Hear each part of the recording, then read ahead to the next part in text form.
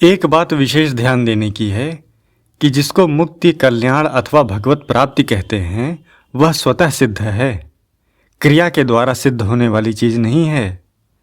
यह बहुत विलक्षण बात है। आप कृपा करके इस बात की तरफ ध्यान दें। संसार की जितनी भी वस्तुएं हैं उनमें प्रकृति का कार्य होने से हरदम परिवर्तन होता रहता है। क्रियाशील होने से उन वस्तुओं की प्राप्ति भी कर्मों के द्वारा ही होती है। अतः संसार की वस्तुएं क्रिया साध्य हैं, परंतु परमात्म तत्व सदा ज्यों का त्यों रहता है, उसमें कभी कोई परिवर्तन नहीं होता। अतः परमात्म तत्व क्रिया साध्य नहीं है। सिद्धांत की एक बहुत बढ़िया और सूक्ष्म बात यह है कि परमात्म तत्व स्वतः सिद्ध है, वह क्रियाओं के द्वारा प्रापणीय नहीं है। यह बात विशेष ध्यान देने की है। आपका ध्यान आकृष्ट करने के लिए कहता हूँ कि यह बात मुझे बहुत वर्षों के बाद संतों से मिली है। यह बात सर्वशास्त्र सम्मत भी है। अतः केवल इस बात की तरफ ही आप ध्यान दें तो बहुत ही लाभ की बात है। अब इसका खुलासा करता हूँ, आप ध्यान दें। हम यह मानते हैं कि परमात्मा सब समय में है, सब जगह है, सभी में है और सबके हैं। अब इन चारों बातों पर विचार करें। नंबर 1, परमात्मा सब समय में है तो इस समय है कि नहीं? अगर इस समय नहीं है तो परमात्मा सब समय में है, यह कहना नहीं बनेगा। दूसरी बात, परमात्मा सब जगह है तो यहाँ है कि नहीं? अगर यहाँ नहीं है तो परमात्मा सब जगह है, यह कहना नहीं बनेगा।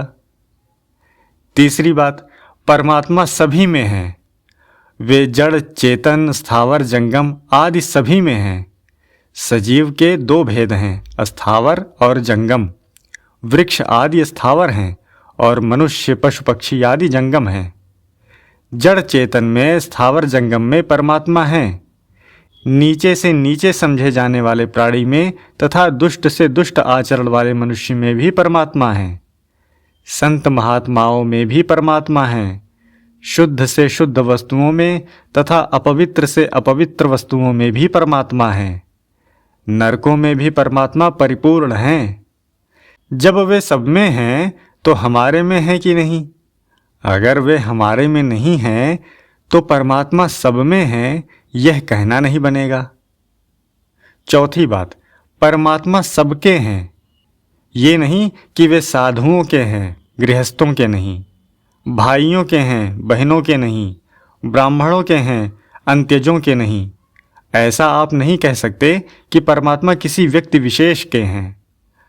परमात्मा दुष्ट से दुष्ट पुरुष के भी वैसे ही हैं जैसे महात्मा से महात्मा पुरुष के हैं।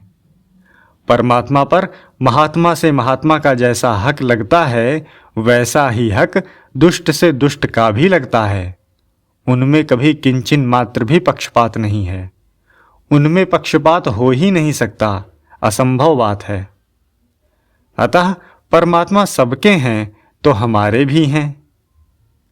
अगर वे हमारे नहीं हैं तो परमात्मा सबके हैं, यह कहना नहीं बनेगा। अब सिद्ध क्या हुआ कि परमात्मा सब समय में है तो अभी भी हैं, सब जगह है तो यहाँ भी हैं, सभी में हैं तो मुझ में भी हैं और सबके हैं तो मेरे भी हैं। इन 4 बातों की तरफ ध्यान देने से एक बात सिद्ध होती है कि परमात्मा हमें नित्य प्राप्त हैं। हम परमात्मा का भजन करते हैं, नाम जप करते हैं, कीर्तन करते हैं, रामायण, भागवत आदि ग्रंथ पढ़ते हैं, संतों की वाणी पढ़ते हैं, तो यह भाव रहता है कि परमात्मा फिर मिलेंगे। अभी हम परमात्मा की प्राप्ति के योग्य नहीं हुए हैं, इसलिए परमात्मा अभी नहीं मिलेंगे, भविष्य में मिलेंगे। यह धारणा साधकों के लिए महान बाधक है। मन में तो वे समझते हैं कि हम भगवान की तरफ चल रहे हैं, पर वास्तव में भगवान से अलग होने का उद्योग कर रहे हैं। यह चिंतन कर रहे हैं अभी भगवान नहीं मिलेंगे। जब मेरा अंतःकरण शुद्ध हो जाएगा तब भगवान मिलेंगे, अभी कैसे मिल जाएंगे? मैं योग्य नहीं हूँ, मैं पात्र भी नहीं हूँ। साधक के लिए यह धारणा महान पतन करने वाली है। विचार करना चाहिए कि क्या हमारी अपात्रता से भगवान अटक सकते हैं? क्या भगवान इतने कमजोर हैं कि हम अयोग्य हैं इसलिए वे हमें नहीं मिल सकते? अगर ऐसी बात है तो फिर उनको दयालु कहना ही निरर्थक है। जब वे योग्य को मिलते हैं, अयोग्य को नहीं मिलते, तो फिर दया का क्या लेना देना? भगवान ने अपने को प्राणी मात्र का सुहृद कहा है, सुहृदम सर्वभूतानाम। तो क्या दुष्ट से दुष्ट मनुष्य के भी भगवान सुहृद नहीं हैं? मैं कैसा ही क्यों न हूं, क्या भगवान मेरे सुहृद नहीं हैं? अगर उनमें पक्षपात है तो वे भगवान कैसे? मैं दुष्ट हूं, ज्यादा अयोग्य हूं, तो भगवान की कृपा मेरे पर अधिक होगी। पापी हुलस बिसेखी अब की बार उबारियो। पापी के मन में अधिक आनंद होता है क्योंकि भगवान पतित पावन हैं, इसलिए उन पर पतितों का ज्यादा हक लगता है। माँ भी अपने अयोग्य लड़के का ज्यादा ख्याल रखती है, तो क्या भगवान मेरा ख्याल नहीं रखेंगे? वे मेरे पर कृपा न करें ये हो ही नहीं सकता। इसलिए भजन ध्यान करते हुए, नाम जप करते हुए इस बात पर विशेष ध्यान दें कि जिह्वा में, नाम में, श्वास में, मन में, बुद्धि में, अंतःकरण में, शरीर में, सब जगह परमात्मा परिपूर्ण हैं, पूरे के पूरे विद्यमान हैं।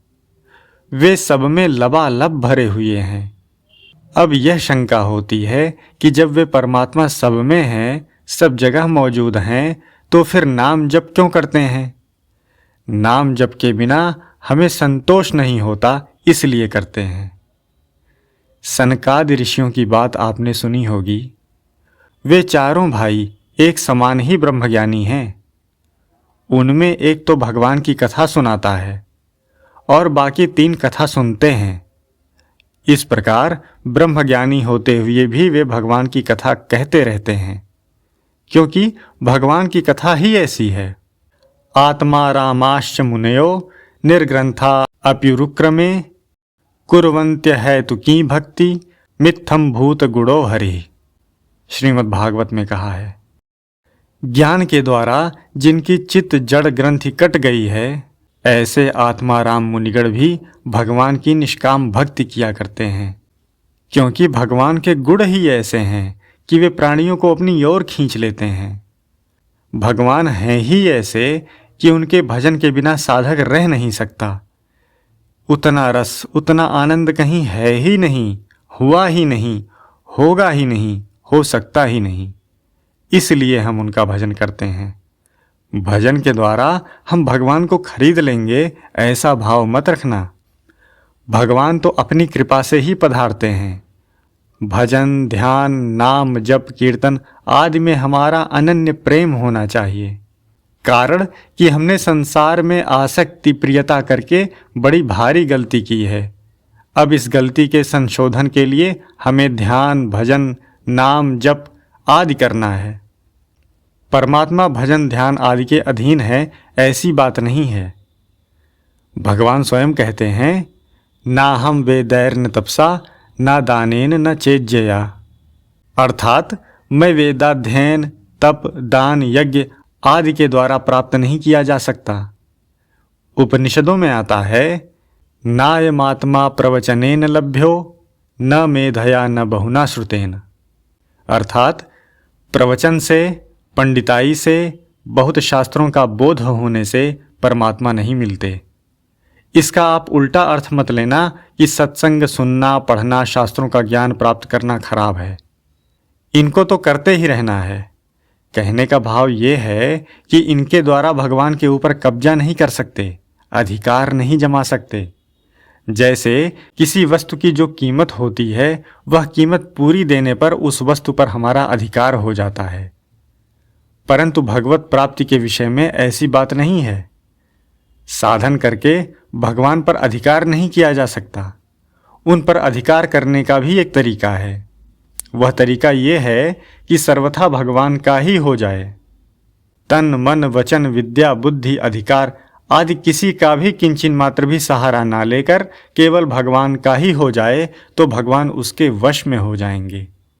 परंतु हमने साधना की है, हमने जप किया है, हमने कीर्तन किया है, हमने अभ्यास किया है, हम गीता को जानते हैं, हम अनेक शास्त्रों को जानते हैं, ऐसी हेकड़ी से भगवान वश में हो जाएं, यह असंभव बात है। भगवान वश में होते हैं तो कृपा पर वश में होते हैं। उनकी कृपा उसी पर होती है जो सर्वथा उनका हो जाता है। वे सस्ते हैं तो इतने सस्ते हैं कि हे नाथ, मैं आपका हूँ। इतना सुनते ही भगवान कहते हैं कि हाँ बेटा, मैं तेरा हूँ। आप कितनी ही विद्या, बुद्धि, योग्यता आदि लगा लो, उससे आपका ज्ञान बढ़ सकता है, आप में पवित्रता आ सकती है, पर उससे भगवान वश में हो जाएं, यह बात नहीं होगी। भगवान हमारे हैं और हम भगवान के हैं, यह सच्ची बात है। इसलिए भजन ध्यान करते हुए इस बात को विशेषता से याद रखें कि भगवान अभी हैं, यहाँ हैं, मुझ में हैं और मेरे हैं। अब निराशा की जगह ही कहाँ है। जैसे बालक मानता है कि माँ मेरी है तो वह माँ पर अपना हक लगाता है, पूरा अधिकार जमाता है। माँ इधर उधर देखती है तो उसकी ठोड़ी पकड़कर कहता है कि तुम मेरी तरफ ही देख बस। अतः माँ को उसकी तरफ देखना पड़ता है। ऐसे ही हम भगवान से कह दें कि हम तुम्हारे हैं, तुम हमारे हो, इसलिए मेरी तरफ ही देखो। संतों ने कहा है, ना मैं देखूं और को, ना तो ही देखन देऊं। मैं और को देखूंगा नहीं और तुमको भी दूसरी तरफ देखने दूंगा नहीं। ऐसा होने पर भगवान वश में हो जाएंगे। हम जो दूसरी तरफ देखते हैं यही बाधा है। एक बानी करुणा निधान की, सो प्रिय जाके गति न आन की। इसलिए कोई कैसा ही हो, उसको भगवान की तरफ से निराश नहीं होना चाहिए। आपका विश्वास ना बैठे तो जप करो, कीर्तन करो, सब कुछ करो, और विश्वास बैठे तो भी सब कुछ करो, क्योंकि यह तो करने की चीज है। परंतु जप ध्यान आदि के द्वारा भगवान पर कोई कब्जा कर ले, यह बात नहीं है। हम अपने आप को देकर ही उन पर कब्जा कर सकते हैं। हमने अपने को संसार को दे रखा है, इसीलिए दुख पा रहे हैं। अगर अपने आप को भगवान को दे दें तो निहाल हो जाएं। बिल्कुल शास्त्र सम्मत बात है कि क्रियाओं के द्वारा भगवान पर कब्जा नहीं कर सकते। कितनी ही योग्यता प्राप्त कर लें, उन पर अधिकार नहीं जमा सकते। कारण कि इनके द्वारा अधिकार उसी पर होता है जो इनसे कमजोर होता है। 100 रुपयों के द्वारा हम उसी चीज पर कब्जा कर सकते हैं जो 100 रुपये से कम कीमत की है। कोई चीज 100 रुपये की है तो हम 125 रुपये देकर उस चीज पर कब्जा कर सकते हैं। ऐसे ही भगवान को किसी योग्यता से खरीदेंगे तो उस योग्यता से कमजोर भगवान ही मिलेंगे।